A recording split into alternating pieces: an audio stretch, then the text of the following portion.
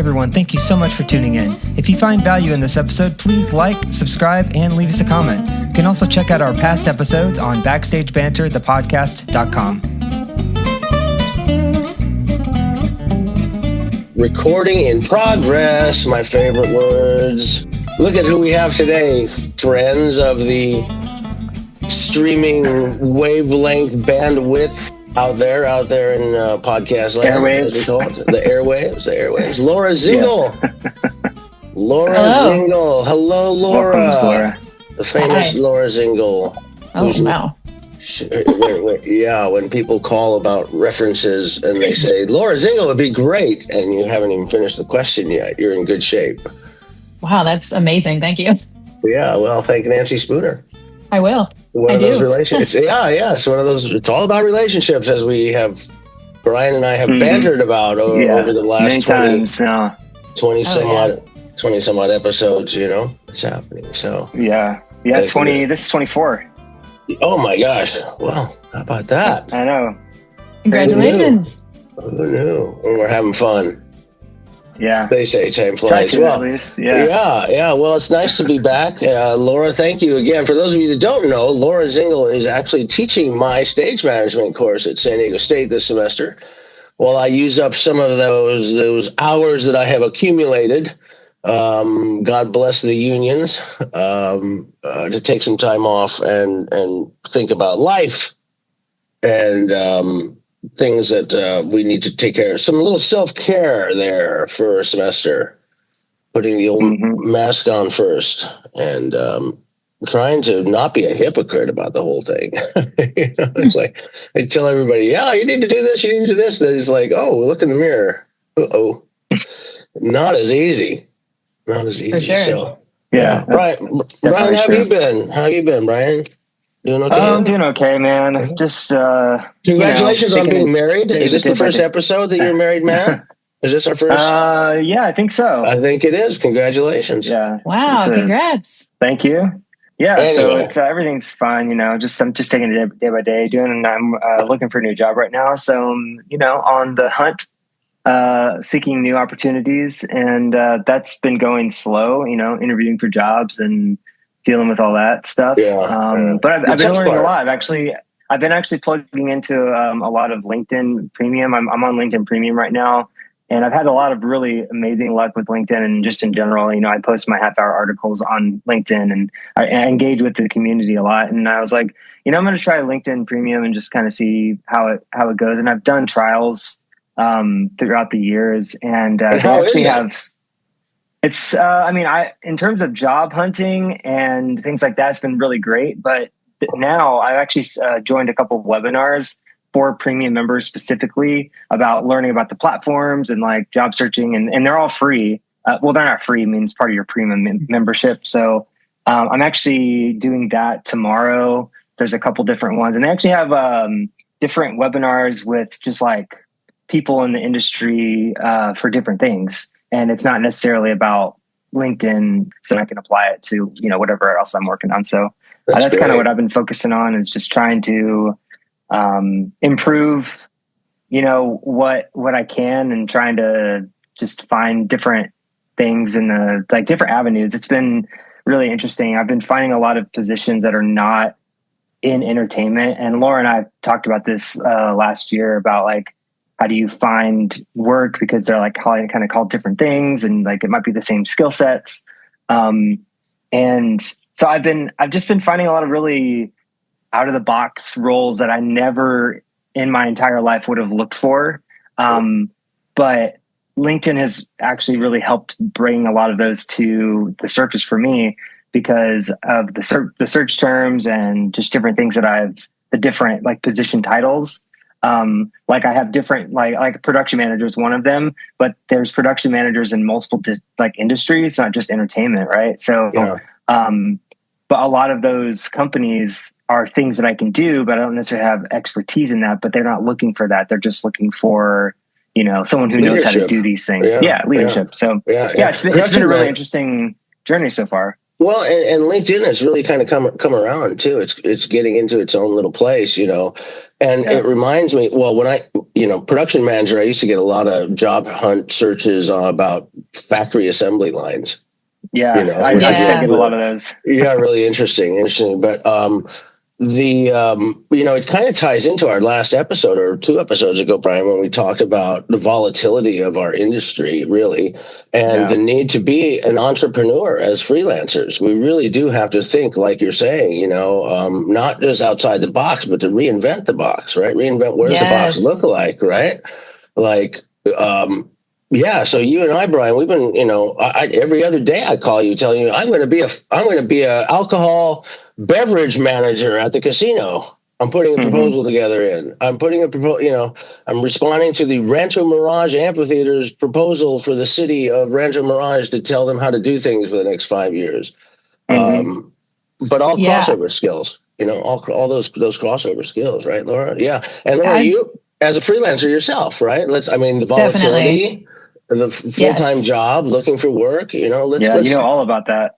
Yeah, let's dive into that a little bit. I don't have any full-time jobs. I have all part-time and one day off gigs type, that kind of life, which, I've worked for years to get to a point like this where I can take the things that I'm available for and say no to the things I'm not available for. And, and there's a constant transition in that, right? So, I have a part-time job that's steady-ish, a little slower in the summer, a little busier in the spring, fall, winter. And also, I have to still kind of make sure it's okay with them when I want to do a gig that's a week long or something and just take that time away from them. So I have to balance, that and the fact that, yes, do I want the steady income over the course of the year? I do. But also, is that holding me back from something else that could be coming my way if I were more available? So constantly kind of thinking about that and what the trade-off is and the risks and benefits of staying versus moving on to some other things that may appear or not. That's something I'm always thinking about. Yeah. Do you find yourself having situations kind of organically happen in one way, or are you an active, got to find it, seek it out? Because we've talked to both, right? And I'm definitely that kind of organic. Yes, I seek things out when I have an idea, but when something plops into my lap, that organically happens because I'm walking down the street and I happen to walk past a storefront where there's a new venue going in, and suddenly I'm in conversations with the guy about don't let a DJ run your sound system, for God's sakes. Your reputation will kill. Yeah, it's like serendipity. So you just, as you said, building the relationships with people so that they think of you when something comes their way that they can't do, or that they are like, no, I know somebody who might like to do that. I'm on a couple lists of hey, if you need someone, here's our list of people that have worked here before. That's always been an amazing and a gift, because then you can build relationships with those clients and companies. And then when they do something else, they might ask you to work with them again. Which just happened to me with a ballet company. And so that I've been doing more dance, and that's been pretty amazing as well. But it's only a couple times a year, so it's, nothing is ever, one thing is never enough. You have to stack up with a pile of things to have at the ready. But sometimes they're still slow, and I don't get asked. And then I send an email and say, hey, if you have anything coming up, I'd love to be considered. Just to keep your name in their brain. That's important. That's the important part. It's one thing to create these relationships, right, Brian? But it's another one to maintain them. Maintaining the relationship. I think that's where the work is, honestly. Creating a relationship, connecting with people, to me, in my opinion, is the easy part. Connecting with them and creating some sort of rapport. But once you work with someone for a day or a week or a month or however long the term of that, employment is, you build that relationship and you foster it. And that's the easy part, because you see them every day and you come into these conversations, on the breaks and, walking in or out of the job. But once you leave that, how do you continue to foster that and to build that into, to create opportunities for future collaborations and employment and whatever else. So I think that's really the work. Yeah. And it goes back to that idea that I hammer. My students are so sick of hearing me say it, but it's not about who you know. It's not about what you know. It's about who knows you. right? It's about who knows you. So it's that's the part about, it's great that you know me, but unless I know who you are and what you're doing and where you're at, if I have an opportunity to hire you, it don't matter how many people you know. So getting known is that maintaining that relationship, right? Like Laura just said, sending out an email. Hey, I'm available. I'm doing this. I'm doing that. And shit happens. Like, it's really amazing. Our last guest, Kate Poundstone, is my stage manager up at Ironstone Amphitheater up in Sacramento. She lives in the mountains. I see her 10 times a year. But I've stayed, she started talking about what she's doing now. She's freelancing and doing these exhibitions, right? These traveling exhibitions, like the Bodies, which is came to San Diego. Wow. Yeah, that's what the company that she works for does. We didn't know that. She was very vague about it. But at the end of it, I listened to it yesterday, Brian, and it was like, I actually just got done listening to it. Yeah, and I'm like, hey, Kate, it sounds like if you need people like me and Brian, let us know, because we're ready to go, And she said, oh, okay, you never know. And then after the episode was over, Brian and I texted each other. He goes, oh, she was so cool. I go, yeah. I have a feeling I'm going to work for her someday. And I just let it at that. And the next day, Laura, she called me. I was up in Big Bear. She said, my boss wants to talk to you. Can you come to Atlanta to see this immersive museum pieces that this company does? This one happened to be about Van Gogh. Yeah. And there's many companies that are out doing it, but this one is actually the company that did the Bodies, ironically enough, that I worked for 20 years ago when it was in the UTC up in La Jolla. Didn't have the connection 20 years ago that this guy owned that company, and now I'm talking to him. So you never know, awesome. It's like you manifest it. We talk about that crazy idea of manifestation and visualization and having things happen, and after listening to Brian, after I listened to Graham Cochran's latest thing about making your job, the work about online content stuff effortless, right? How do you make it be effortless, right? And why can you visualize yourself having a job where you can do this and then go do this, and it all is effortless. And this idea, sorry, I'm shifting the conversation to online teaching real quickly. But again, these opportunities that just kind of plop in, and then we have to take advantage of them when we can. And I think that's why, to wrap that up, is why we're entrepreneurs. I think we have to think like that, So, but Laura, would you rather be in a house job? Or would you do the security of something like?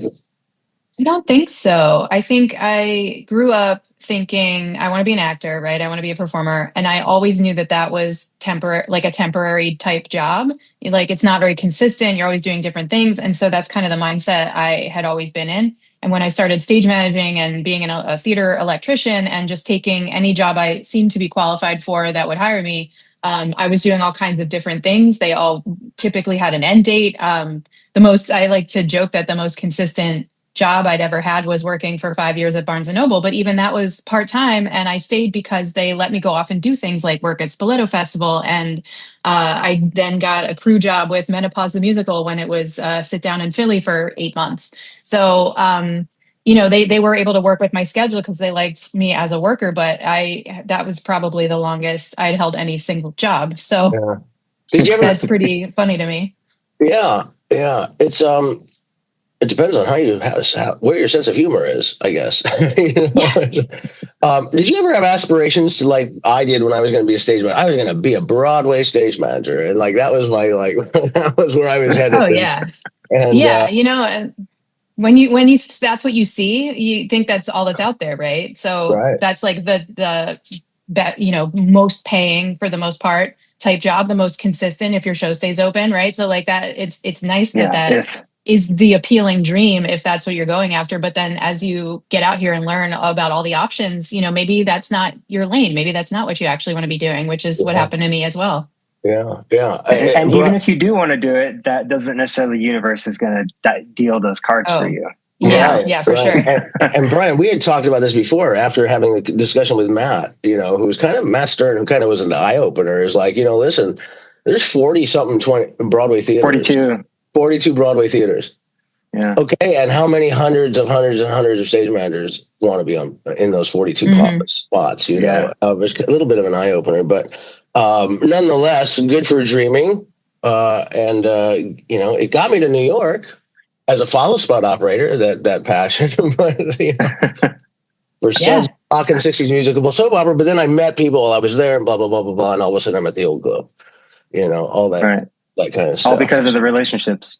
All because of the relationships. Because I volunteered to stage manage the rehearsal in San Diego by my friends who were writing the show with Steve Gunderson, a good friend. Steve.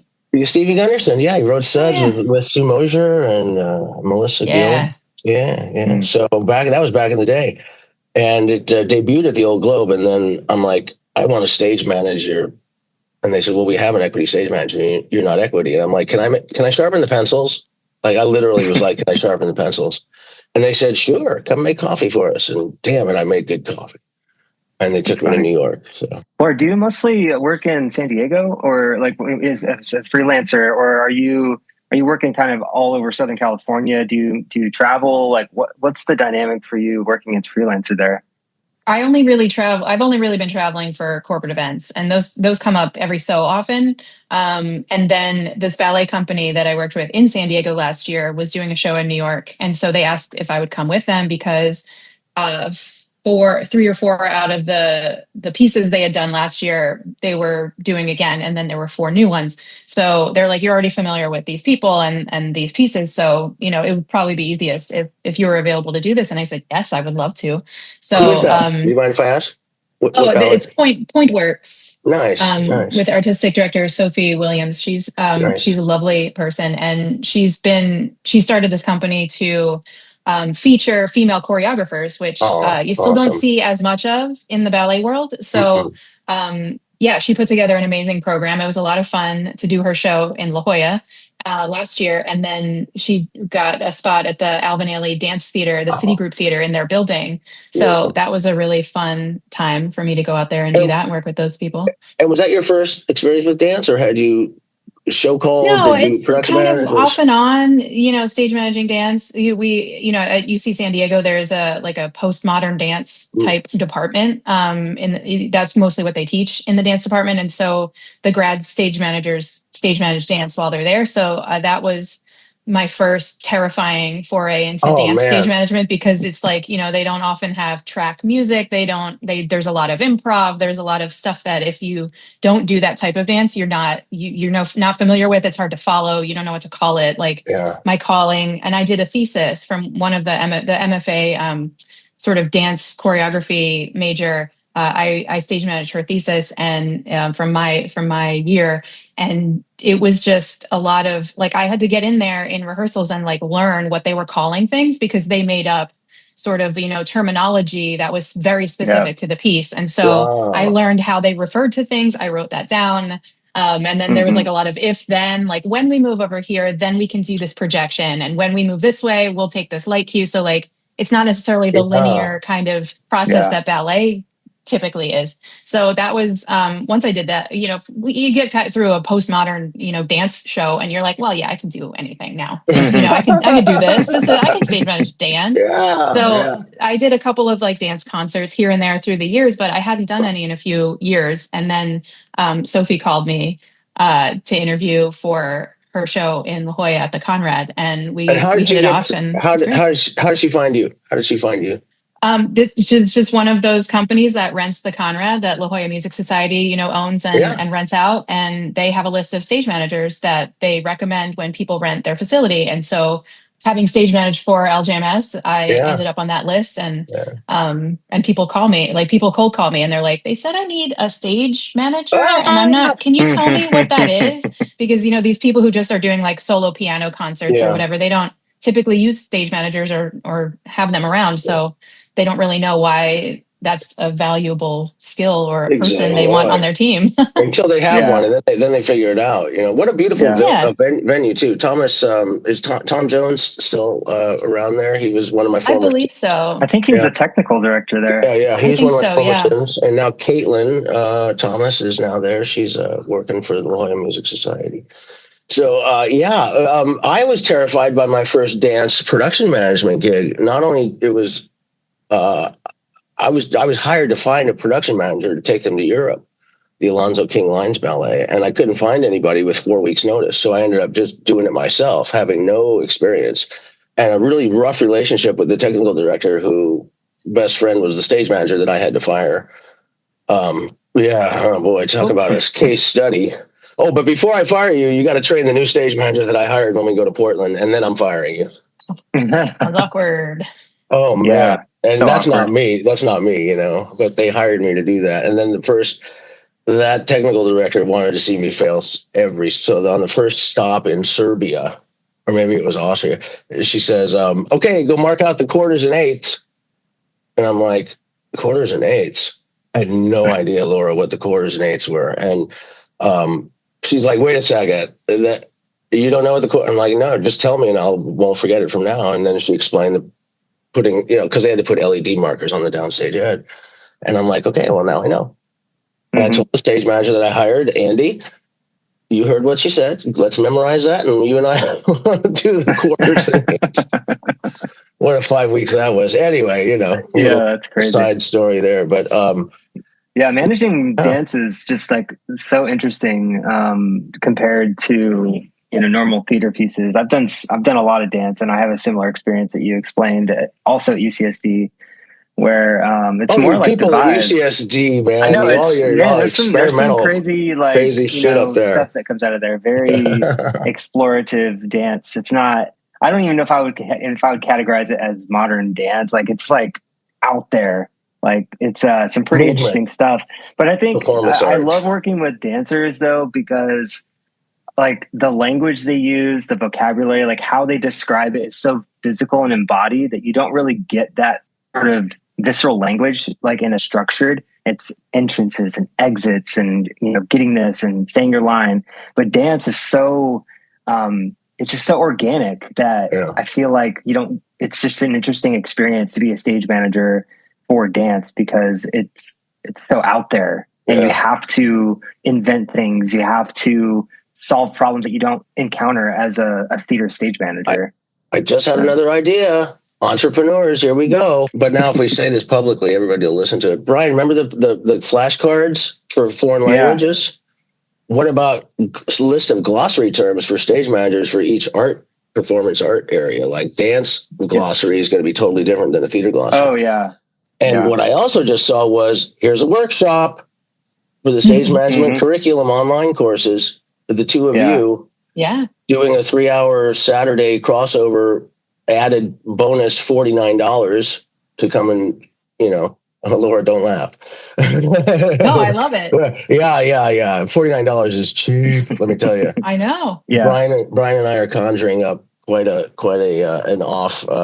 another career here. We're trying to get moving with the Rock and Roll Leadership Institute is one of them. Yeah. And then also we're during the program for community theaters. I'm going to the American Association of Community Theaters conference in June, where I was a panelist last year talking about the lack of training for community theater stage managers.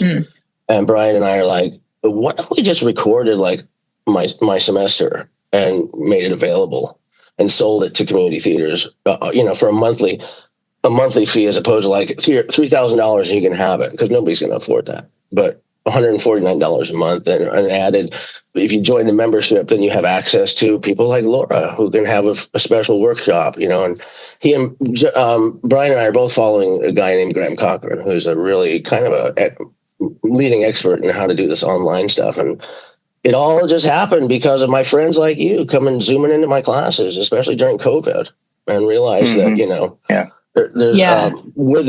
and maybe Laura, I don't know if you see this, but, we've talked about the education area is going downhill quickly. If you listen to some of our earlier episodes about my shittiness towards syllabuses and I did hear that, yes. Yeah. But I see it heading towards this kind of online content certification. And communities too. Really, the sense of community, not just content. Brian, you and I talked about that yesterday.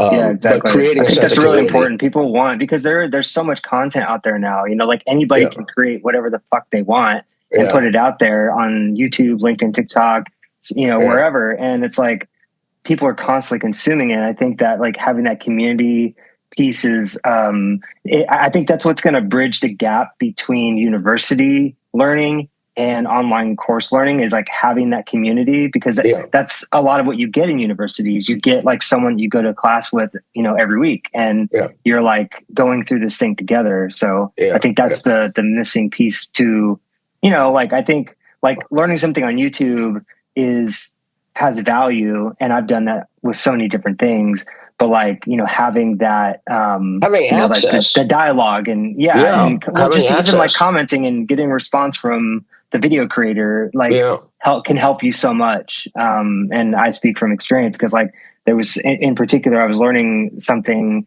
with Notion, and I had a question. I commented to the video, and the person who created the video actually responded back and totally solved the problem that I was having. So I think like having that dialogue with the teacher and the student is like super important, not just creating content. Yeah. He was just talking about that, because who knows who's on the other end of the content that you're learning from, so establishing credibility in the industry, like the three of us, then, again, thinking about that, we're not providing knowledge, we're providing a transformation. And that's something that I've always remembered. You're really helping people to transform their skill levels, or to go from, you want to be a tour accountant and come out of a cubicle and go on tour with Bon Jovi. Okay, let's take these courses, right? And you're going to learn from John Bon Jovi's tour accountant, actually, so that ability to, pick and choose, but that sense of community, that's what Graham was saying yesterday in the latest episode, is that don't forget the community part. And that's why I reached out to the 5-6 students that signed up at USITT personally yesterday. I now have 5 appointments, Brian, which is great. And and I think you're in the first class. You're the first 5. Let's give away our best stuff for free. Let me talk to you about, what do you want to do? There's so many different areas to be in. And that's exciting. Yeah, Laura, go. Yeah, what I love about that, Jay, is that like it cuts down on like the gatekeeping that happens in that industry in particular, because like, where does someone go to learn how to do rock and roll tours? I have people who ask me, like, how do I get into that business? And I'm like, I don't know. I knew somebody who hired me as a runner, and then I met tour managers that way. And I've heard that if you talk to the production managers and the tour managers, like maybe there's a chance at some point you could possibly, but like, where do you learn that stuff? You can't. You can't. And what Brian and I have discovered is that that nobody's teaching it, and anywhere. And I look, Berklee School of Music, maybe, but not really. Their idea of music production is making a record and putting it in the studio. Yeah. They have one not course on tour. No. Now I contacted. I had coffee, and here's one of those weird organic things, Laura. I was having coffee with a student who graduated 12 years ago. Wants to go back and get his MFA. We were having coffee, and I said, why? He goes, because I want to learn new stuff. I go, what do you want to learn? He goes, I want to learn what you're doing. I go, you're not going to find a program that does that, an MFA program, because it's all arts management. It's all performing arts management. It's all front of house. It's all fundraising and nonprofit and managing directing and subscriptions and donations and sponsorship, all that stuff. And he said, well, why is that? Why are they not invited to the table? And I'm like, well, I think it's probably because they think that we're snooty, or that they're snooty and we're, ruffians. But if you look at Bill Burns' book, 600 pages of, arts management, there's not one word about the music business, the touring music business, not one. And it's not, what I discovered was, because I asked Adam, where are you going to go? And he says, I was thinking about Boston University. I went to their website. I looked, they have an online MBA. Part in the entertainment industry, but the closest thing we got was how to use your Broadway theater when it's dark, or how to leverage your dark space. But not one in the course description, not one thing about contact a concert promoter and do Harry Connick for a night. 0. And I'm like, okay, so in my think outside the box, how am I going to get into? I want to talk to the program leader and ask him why. And I can't get through. I can't find his email address. I can't find his contact number. So it says here, if you'd like more information or would like to take one of the courses, fill out this form. So I did. I applied for the school. And somebody called me back. And I said, no, I don't really want to. I want to talk to Doug. And they gave me Doug's number, and he and I had a meeting, an actual online meeting. And it went from, he told me why. He goes, Jay, as I said, look, you can't sit in, whether you like Taylor Swift or not, she kicked the shit out of the industry the last couple of years. Yeah. You know, she blew up Ticketmaster to the point where Congress had to have a special session. How do you ignore that? And are you telling me she's not a performing artist? And what Doug said was, Jay, the thing is that none of us in academia that teach arts management have ever been in the rock and roll industry. How many of us have even gone to a concert, literally, and sat in the third row of the Imagine Dragons while you're being vomited on, like to have that experience? Sorry, that happened to my husband. Sorry, I had to go there. My. Yeah. I love drunk people. Well, something I've said before is that I think a big part of that is because rock and roll is seen as like counterculture to everything that, you know, like it's not about going on a track and doing the things that like society tells you. It's like it's very rebellious. And I think to Doug's point, it's like, yeah, like the people that are in academia, they weren't the ones who went that path and like were rebellious. And also what Laura was saying about like getting into the industry, it's like, because there is no path, you know, like you have to start from the bottom and you have to be the grunt. You have to push cases. You have to, you know, kind of work your way up. We've all done that, whether you're in the music industry or not. Laura, I mean, your first job, Laura, what was it? You know what I mean? Like you started sharpening pencils at some point. Brian, you probably did too. We all have that. I know, but what I'm saying is that like there's like it seems like there's a diversion between you either decide that you're going to go and you're going to work in rock and roll and you're going to work in music and do concerts and things like that, or you're going to go and you're going to do theater things. I feel like there's a diversion there, and like it feels even more insular. That group of people, because they all like once you get they tour together, they get on different tours together, and then they're their own separate. Same with touring, you know, Broadway shows, like touring stage managers and touring crews. They tour, that's their life. They don't necessarily work in other arenas of theater anymore. And so it's hard to break into touring as well, because it's like the same people all the time. And but often there's not the job, because the people keep the jobs and there's only so many. So it's hard to create your opportunity in that arena. Yeah, it's the right place at the right time, and the ready part. It's not that these people are necessarily leaving the industry. It's that their Bon Jovi tour is going to end in four weeks. Now I'm going to go with Alanis Morissette because somebody told me about that. So they're staying in the industry, but there's a lot of turnover. And just to go back to Brian's point, to finish up the thing about Doug, what he said is that nobody goes from academia to rock and roll to academia. And what I've done is completely ass backwards. I was in rock and roll and became a teacher on accident, right? One of those weird, organic, crazy things. So that gives us, and I just happen to have all my best friends are all in music industry people who are still working. Larry is Bon Jovi's tour accountant. Larry was my best friend, is Nirvana's first tour manager. And this is all like recorded on podcasts, like the idea of him. Visually, he tells a story of chasing Kurt Cobain and Courtney Love around Paris in his pajamas in a cab because she was out trying to find him heroin. And his job was to keep him alive during this. And that was his first tour. He was 22 years old. You know, so even that's, but So, and he's going to teach. And I took Sting's production manager, John Sanders, director of global touring for Live Nation, who has been Sting's production manager. I took him to the meeting with Doug. To Boston University. And I said, John, what are you seeing in the industry? He says, Doug, I'm interviewing people and they're not coming out of these programs with the chops to be able to even get through an interview they know nothing.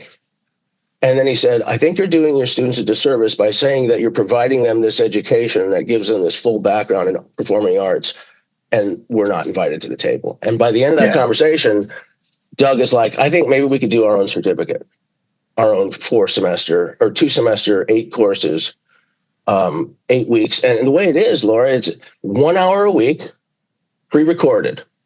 So we could do an entire first semester and then another 8-week course, right? So 16 weeks. You watch it on your own. You never talk to the teacher.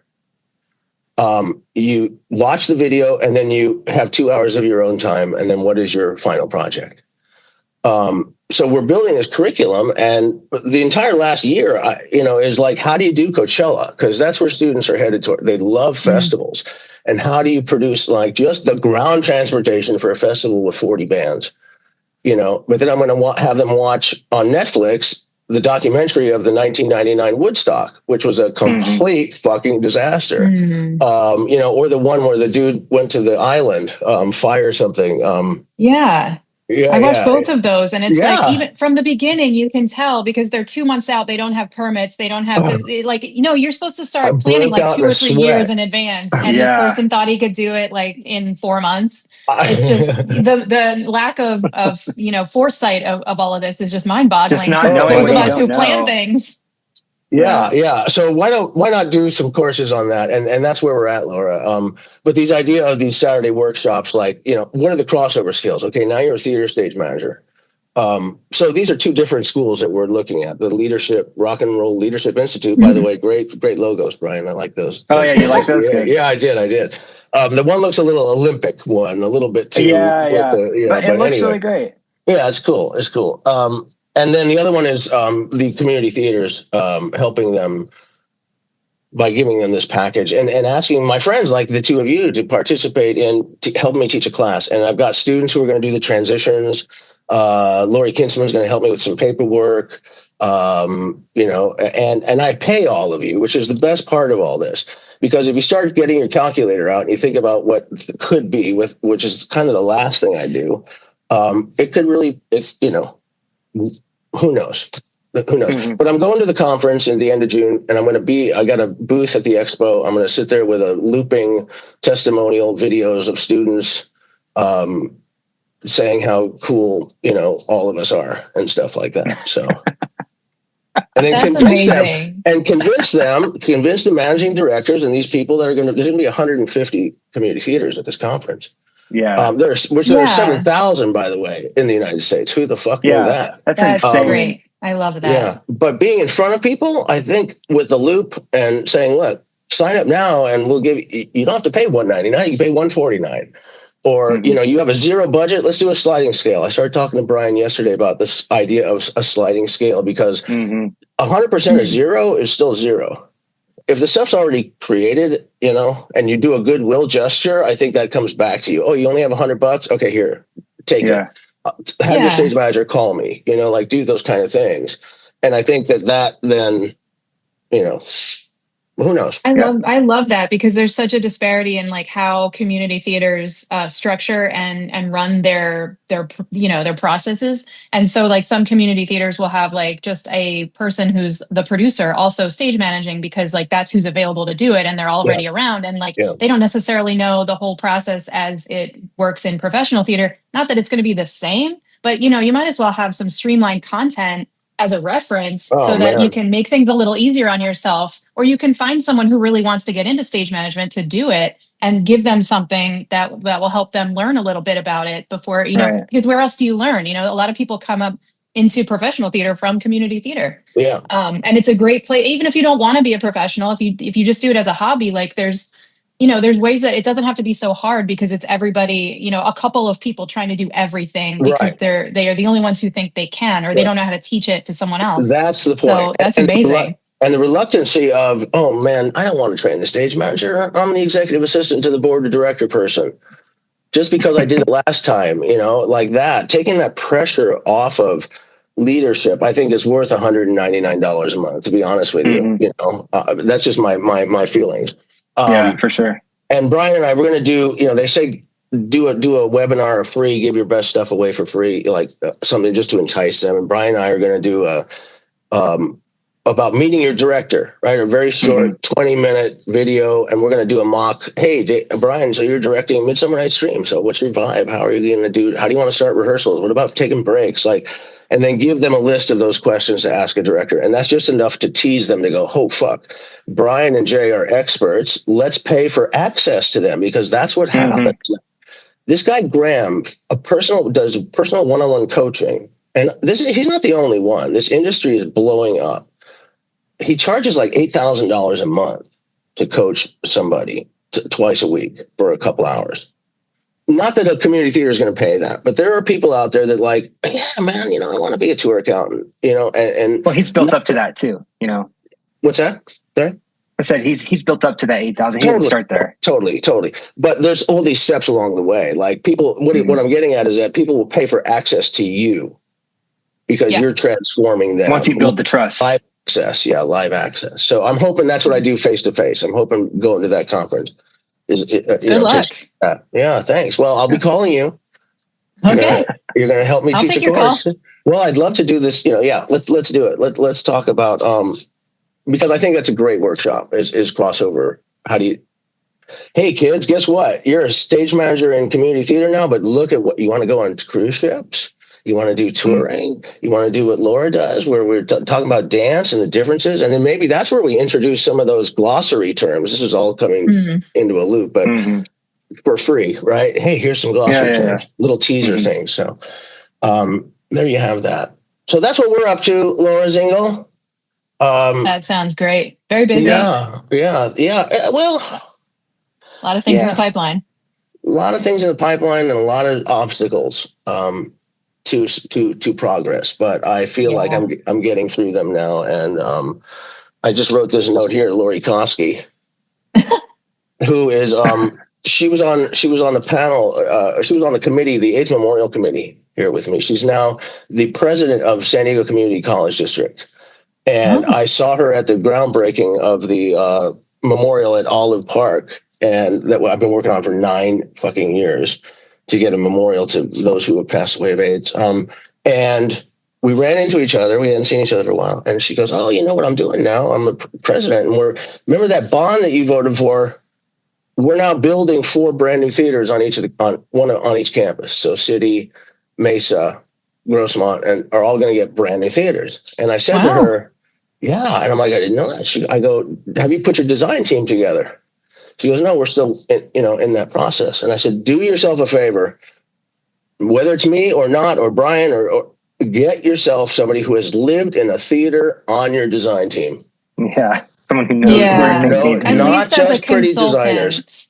Yeah, at least a consultant, because we have been in green rooms. We know how performers think. And she's like, "Send me a letter." So I went home immediately, and Brian and I created RS Theatrical Consultants. Came up with a logo and sent her a letter. So this is a reminder, because she got back to me and said, send it to this other email address because her mom is ill. And at the end of April, we're going to have a meeting. So because it makes sense, and she knows that we've been living in a theater, for God's sakes. But anyway, listen, guys, I've got to start wrapping up. I've got to go do this walkthrough with my client. Yes, it's 5 years that we've been doing this show. But like I said at the beginning, my friend Bill Foster, who did the case study in the textbook, talks about having amnesia every time you do a show, even if it's a repeat show. So do not think that it's just like it was last year. And he tells this wonderful story about the producer at the Kennedy Center who said, "Oh, it's Yo-Yo Ma. How hard can it be? Just like last year." And Bill bought into it. And he said, "Okay." And he asked 10 times for any more information. He was given 0. And then Yo-Yo Ma showed up for rehearsal, and they had the piano and the chair. And so did the Silk Road Orchestra, by the way, show up with him. Yeah. And they had no chairs, no stands, no nothing. And it's like, have amnesia. So very rarely exactly the same, right? Never. Almost so never. Yeah. So I'm going to this walkthrough at the Oregon Pavilion in beautiful Balboa Park. It's a wonderful day here. And I'm going to jump. So Laura, thank you so much. This was such a great, Brian, go ahead. Yeah. He just froze. Before we let her go, we have to ask her what her dressing room item is. Yeah. Laura Zingle, you are a rock star. Yeah. Brian, you've been freezing up a little bit. Hopefully the audio works. But Laura Zingle, you are a rock star. You have a contractual writer for your dressing room.